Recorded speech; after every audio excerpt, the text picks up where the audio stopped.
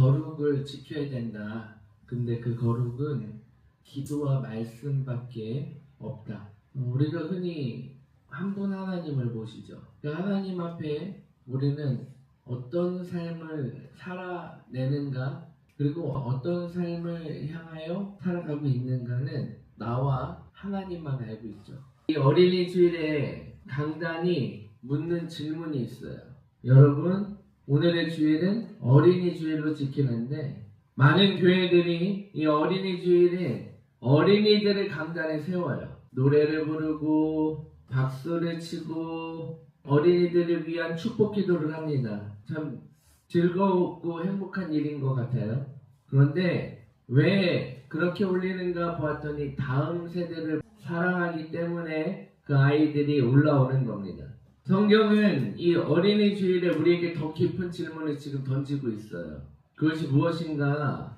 이 질문은 자녀들을 향해 던져지는 것이 아니라 부모와 어른들 그리고 공동체 전체를 향해서 던져지는 질문입니다. 너희가 그토록 사랑한다고 말하는 그 어린이들에게 너희는 무엇을 물려주고 있느냐 질문을 던지고 있는 거예요. 오늘 우리가 신명기 6장 4절에서 9절 말씀을 보니 유대인들이 말하고 있는 쉐마라고 부르는 본문이에요. 정통 유대인은 이 본문을 매일 2번씩 평생 동안 암송합니다. 아이가 말을 배울 때 가장 먼저 외우게 하는 본문이고, 그리고 죽을 때 마지막으로 입에 담는 본문이에요. 왜 그럴까요? 이 본문이 말하는 신앙이 무엇이며, 그리고 신앙이 어떻게 한 세대, 다음 세대로 흐르는지 아주 정확하게 보여주고 있기 때문에 이 말씀을 암송케 합니다. 그래서 오늘 읽은 말씀, 이 쉐마의 말씀을 조금 더 깊이 들어가 보려고 하는데, 신명기 모세의 마지막 설교, 고별 설교를 들어가 봐야 돼요. 출애굽한 지 40년이 지났죠? 그래서 광야 1세대는 어떻게 됩니까? 광야에서 1세대는 다 죽습니다. 모세 자신도 죽어요. 그 죽음 앞에서 지금 사람들은 광야에서 자라난 광야 2세대를 지금 보고 있고, 그리고 그 죽음을 보고 있습니다. 그리고 그들은 곧 요단강에서 건너서 가나안 땅으로 들어가야 돼요.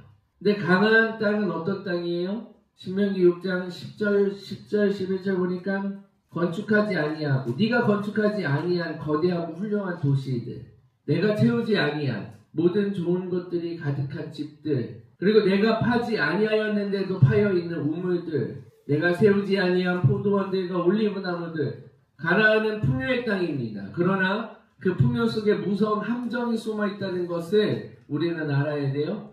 그것이 뭐예요? 12절, 그때 너는 주를 잊지 않도록 주의하라. 뭐하라? 그때 너는 주를 잊지 않도록 주의하라. 할렐루야. 광야에서는 만나가 매일 떨어져 있습니다. 누구든 하나님의 손을 보았어요. 그러나 가나안에서는 자기 손으로 추수합니다. 자기 우물에 물을 마십니다. 자기 집에 잠을 잡니다. 그리고 어느 날 자녀가 묻습니다. 아버지, 이 모든 명령이 무엇을 의미합니까? 그때 부모가 무엇이라고 답할 것인가? 모세는 이 위기를 보고서 신명기 6장 4절 가운데 뭐하라? 너는 주 우리 하나님께서는 유일하신 주로다. 결국 풍요의 자녀들이 신앙을 잃지 않으려면 무엇이 필요한가? 모세의 답이 신명기 6장 4절로부터 9절, 곧 쉐마. 오늘 우리도 같은 자리에 서 있어요. 우리 자녀들은 광야 2세대보다 더 먼 세대죠. 그리고 아주 오래 역사를 가지고선 지금 우리는 하나님을 섬기고 고백하며 신앙을 가진 자들이 되었습니다. 그런데 이 신앙은 곧 유일한 주를 섬기는 것입니다. 어떻게 보면 이스라엘이 가장 위대하게 섬긴 그 이스라엘의 신 누구일까요? 하나님 아버지입니다. 첫 단어가 그래서 뭐라고 말하고 있죠? 들으라. 히브리어에서 듣다는 단순히 귀로 듣는 것 아닙니다. 듣는다는 것은 곧 순종하는 것입니다. 듣고 행하지 않으면 들은 것이 아닙니다.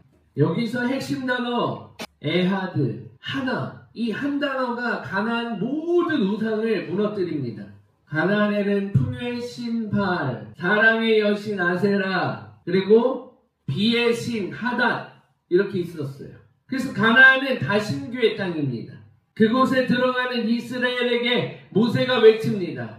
주 한 분만이 너의 하나님이다. 한 영역의 신이 아니다. 인윈과 병인의 신이 따로 있는 것이 주관자다. 이 토대 위에서 5절이 가능해지는데 5절에 너의 마음을 뭐예요? 다하고 너의 혼을 뭐하고? 다하고 너의 기운을 다하여 주 너의 하나님을 사랑할지니라. 아멘. 마음은 의지의 자리예요. 혼은 생명 그 자체입니다. 기운은 자원을 말해요. 다시 얘기해서 인격 전체, 생명 전체, 모든 자원으로 드려지는 사랑을 얘기합니다. 부분일까요? 요거는 요만큼, 요거는 요만큼, 요거는 요만큼. 이거 부분일까요? 한 영역의 전부를 말하고 있는 거예요. 할렐루야. 인격 전체를 다 드리는 것, 생명 전체를 다 드리는 것, 모든 자원을 다 드리는 것, 이걸 우리는 전부라고 말하는 거예요. 우리 한번 자신에게 정직하게 한번 물어보십시다. 내 마음에 사랑하는 가장 큰 대상은 누구인가? 그때 하나님께서 들으라 이렇게 말씀하시고 계세요. 뭐라고요? 들으라. 하나님, 그 하나님 사랑이 가정 토대. 하나님의 사랑은 가정을 세우는데 가장 유일한 것이요. 그 사랑이 빠지면 그 가정은 세워질 수 있다 없다? 없다. 자녀를 사랑하는 거 너무나도 좋죠. 그러나 자녀가 우리 마음의 주인이 되면 자녀도 우리도 함께 무너지는 것입니다. 우리는 날마다 성공입니까? 인정입니까? 안정입니까?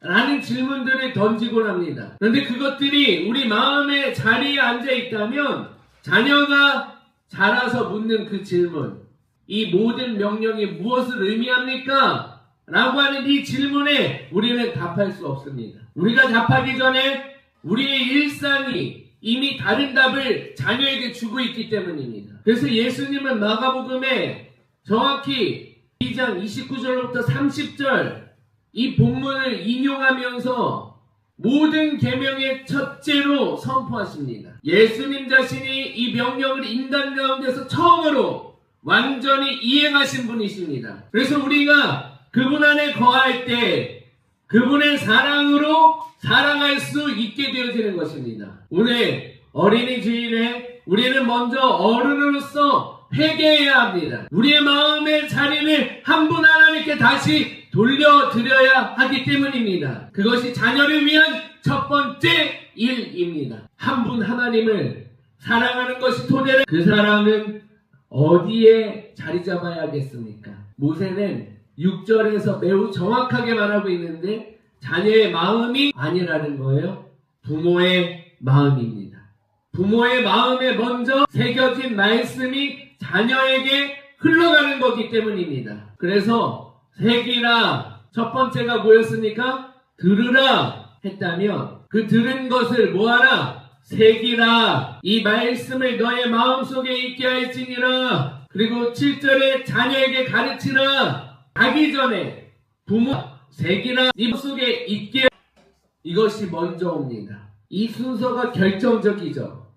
조금 더 직역하면 이 말씀들이 너의 마음 위에 있게 하라. 말씀이 마음 옆에 있게 하는 것이 아닙니다. 말씀이 마음 안에 객관적으로 들어있는 것도 아닙니다. 말씀이 마음 위에 새겨져 그 마음과 한 몸이 되는 것입니다. 부모가 성경을 읽기는 하지만 그 성경이 부모의 일상과 분리되어 있다면 그것은 6절의 명령을 이행하는 것이 아닙니다. 부모가 교회는 다니지만 자녀에게 화를 내고 냉정하며 직장에서는 거짓말을 하고 있고 단지 주일만 하나님을 믿는 척을 하고 있다면 6절을 이행하는 것이 아니라는 거예요. 말씀이 마음에 새겨진다는 것은 말씀이 부모의 호흡이 되고 결정이 되고 반응이 되는 것입니다. 여기서 우리는 신앙의 전수의 가장 깊은 영적 법칙을 만나고 있어요. 부모는 자기가 가지지 않는 것을 자녀에게 줄 수 없. 그래서 디모데후서 1장 5절에서 사도 바울이 디모데의 신앙을 칭찬할 때 가장 먼저 떠올리게 하는 사람, 외할머니 로이스였습니다. 외할머니의 마음에 새겨진 것이 어머니 유닉에게 흘려 들어갔고, 어머니 마음에 새겨진 것이 디모데에게 흘러갔기 때문에 신앙은 강의가 아니라 흐름이라는 것을 지금 아주 정확하게 보여주고 있는 것입니다. 그러나 여기서 우리는 절망할 수 있기도 합니다. 내 마음이 비어있는데 내가 자녀에게 무엇을 보낼 수 있을까? 그래서 복음이라는 것, 복음이 이 지점에 우리를 만나주고 있는 거예요. 그래서 로마서 5장 5절에 성령으로 말미암아 하나님의 사랑이 우리 마음에 부음바 되었다. 결국 성령이 친히 우리 마음에 그리스도의 사랑을 부어주셨다는 거예요. 우리가 노력해서 새기는 것이 아니라는 겁니다. 그분이 친히 새겨주신 것입니다. 이것이 복음이죠. 우리는 매일 그분 앞에 우리 마음을 열기만 하면 됩니다. 그래서 우리는 결단합니다.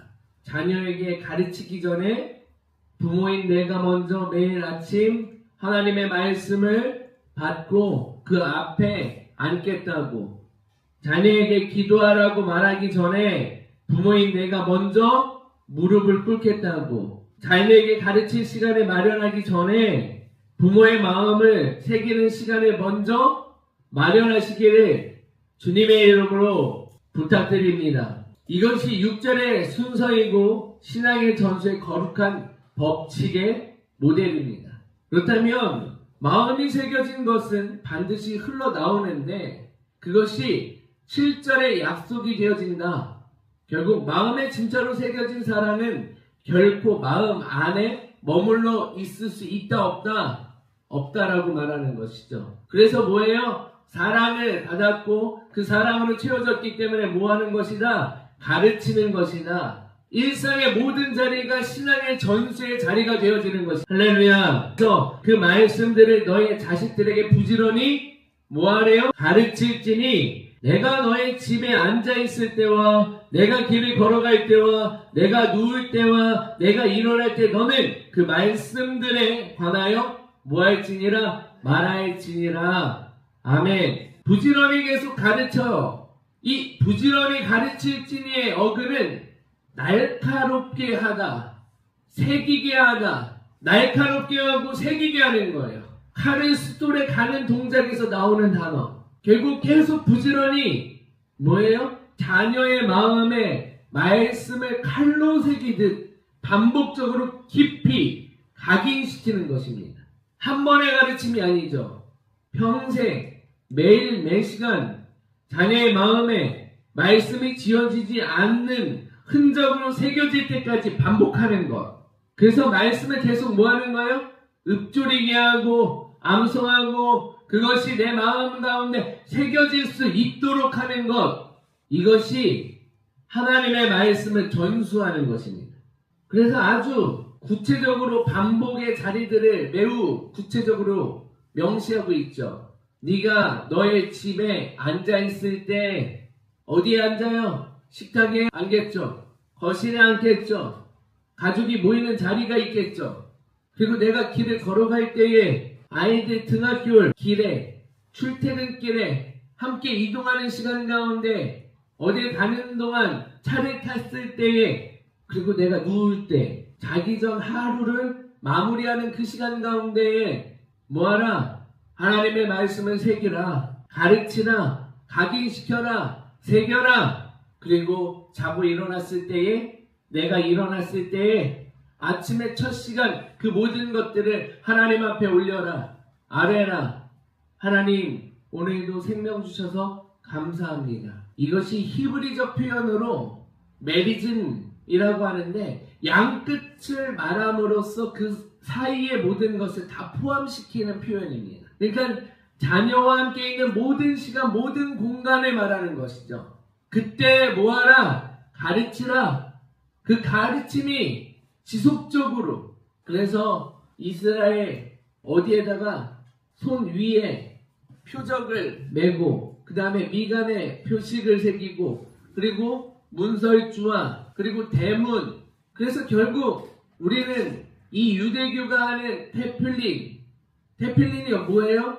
그쵸? 새기고 있는 거. 그리고 또 하나 메주자는 뭐예요? 하나님의 말씀을 들을 때에, 가르칠 때에, 집을 때에 뭐예요? 그걸 한 주 한 주 뭐 하는 거예요?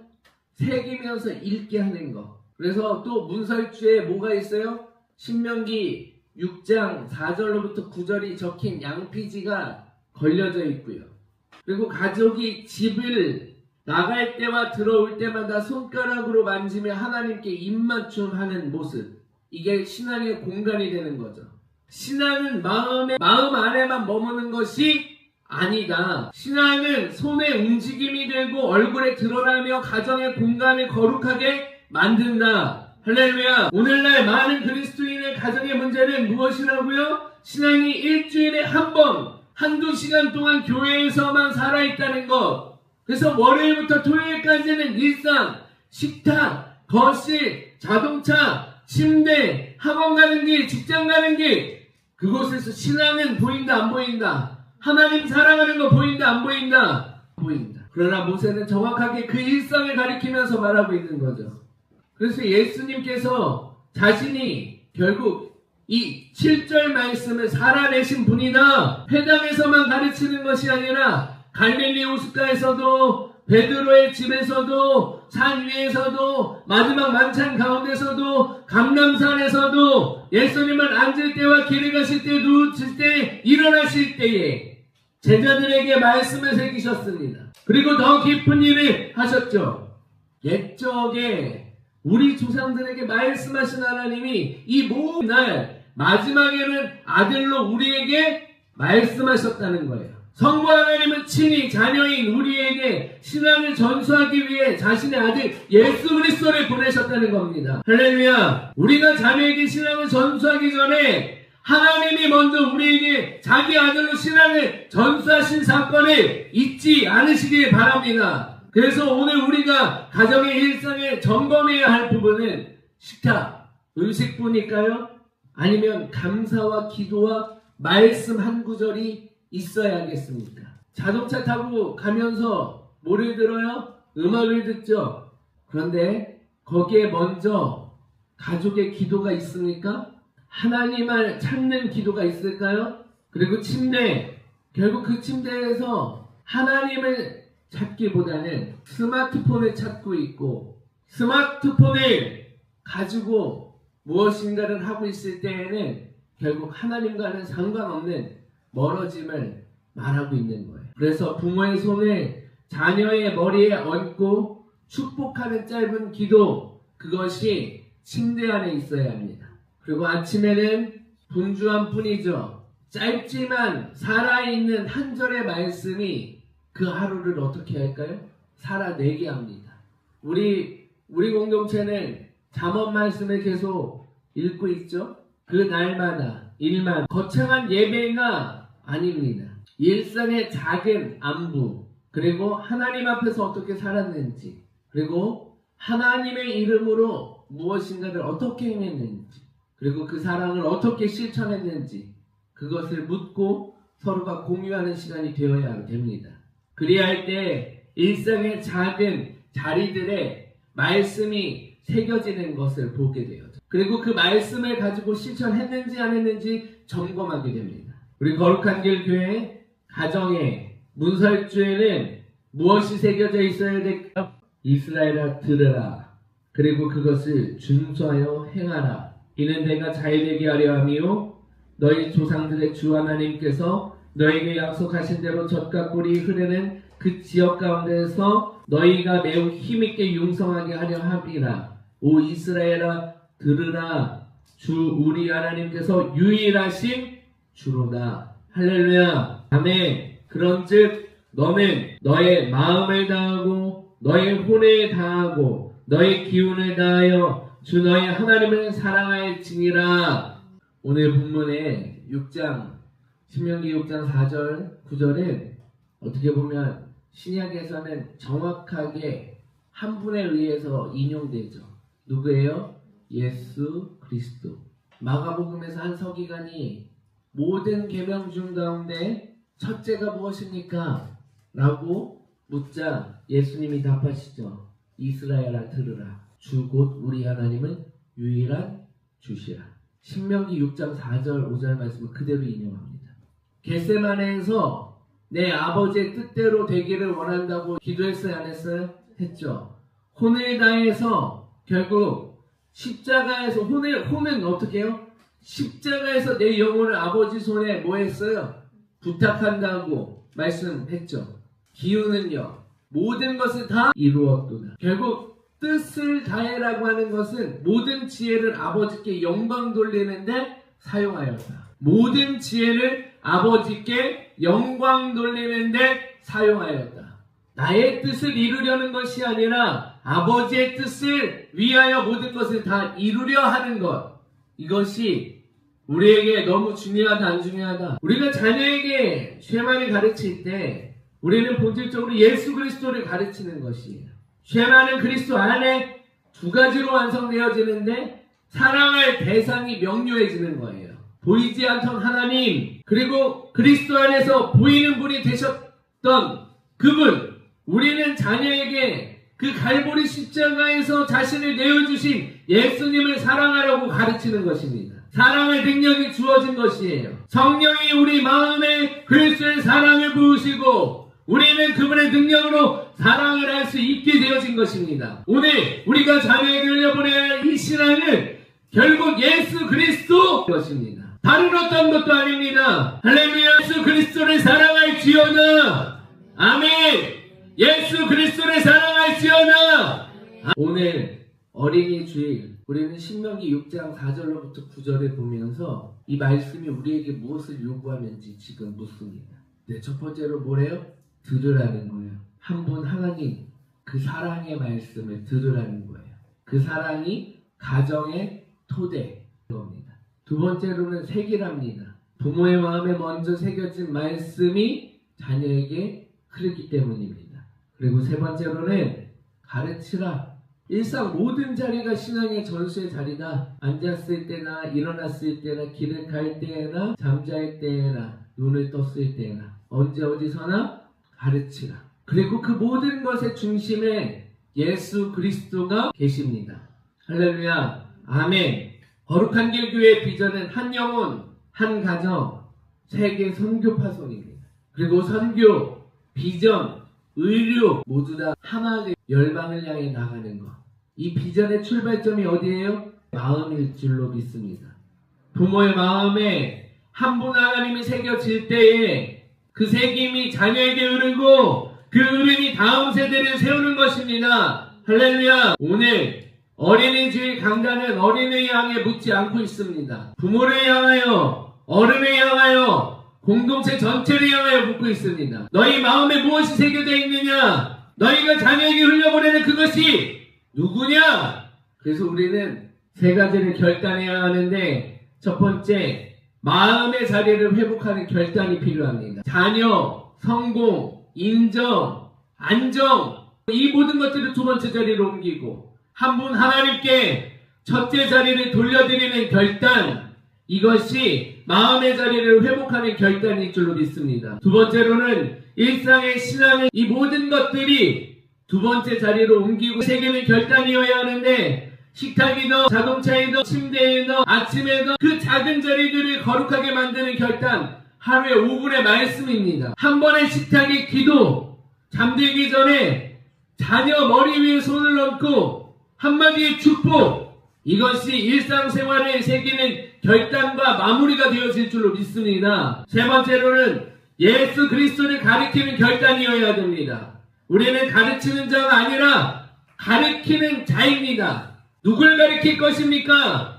예수 그리스도를 가리켜야 할 줄로 믿습니다. 자녀가 우리를 통해 십자가에 예수님을 만나도록 우리는 우리 자신을 비우고 그분을 가리키는 자가 되어야 합니다. 그래서 예수 그리스도를 가리키는 자, 무엇인가를 티칭하며 가르치는 것이 아니라 예수 그리스도를 향하여 나의 모든 것이 가리킬 수 있는 모범이 되어지는 모습, 이것이 더 중요한 것일 줄로 믿습니다.